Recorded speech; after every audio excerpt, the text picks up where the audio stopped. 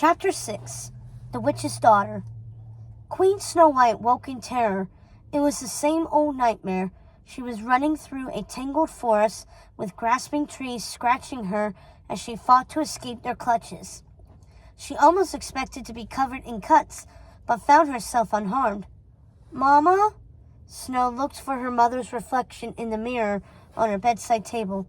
"Are you there?" But the old queen didn't answer.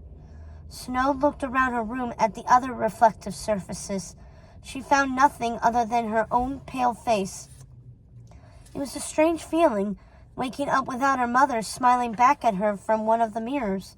Snow glanced around her room, at her things, trying to shake off the terrible feeling of her dream. Everything was in its place. There was nothing strange or amiss as there normally would be when she thought she'd awoken from a nightmare, but was actually still dreaming. This was her room, with its deep red tapestries adorned with golden trees and tiny black birds hanging on the walls. This was her bed, with its light petal pink curtains draped around the 4 cherry oak pillars.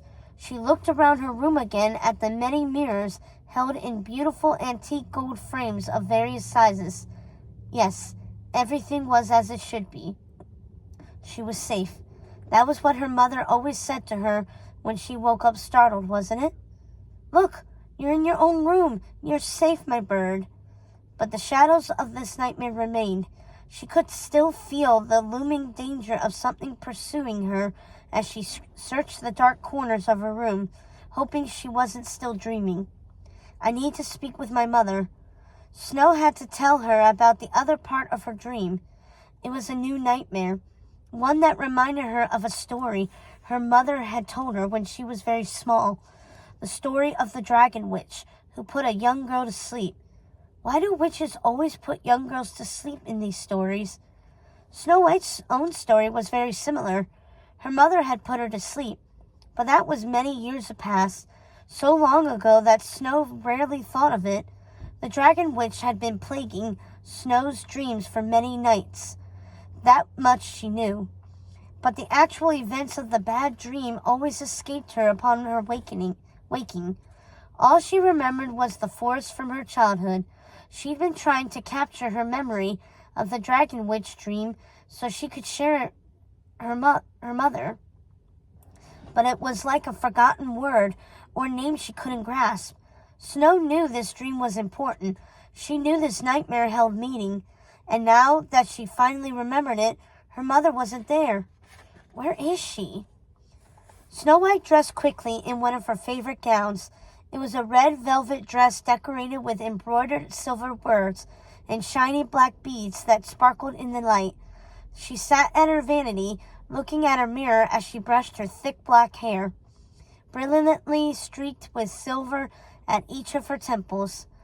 She watched the curls bounce back with each stroke before tying the red ribbon to keep her hair from falling into her round, pale face and large eyes. Snow never thought much about how she looked, and that day wasn't any different. But she thought it was sweet the king always said she hadn't changed over the years, though she had to admit she did have a few more lines around her eyes and mouth when she smiled, which was most of the time. Snow was so accustomed to seeing her mother's face in her mirror that it was strange to see her own.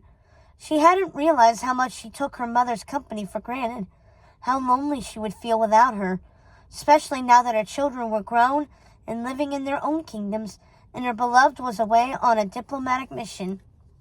"You look beautiful, my bird. You always do." Snow White looked up with a gleaming smile at the reflection of her mother in the mirror. "Mama, where were you? I have to tell you about my dream." "I know your dreams, my darling. I've been trying to find the dark fairy. I have to warn her," the old Queen Grimhilda replied. "Is she the dragon witch?" Snow White asked. Grimhilda laughed. "Yes, my bird, the very one." "Is your old story coming true then?" Snow asked, confused. "I don't understand." "I'm not sure I do either, darling. The story I told you so many years ago was in a book your cousins gave to me. I think they may have written it, and I'd very much like to see it now. Do you have it somewhere among your things by chance? Snow White knew exactly where it was. It was in a place she didn't like going. It's not in my chambers. It's in one of the trunks in the attic, packed away with the rest of your possessions. Are you brave enough to go up there alone, my bird? It's very important that you do.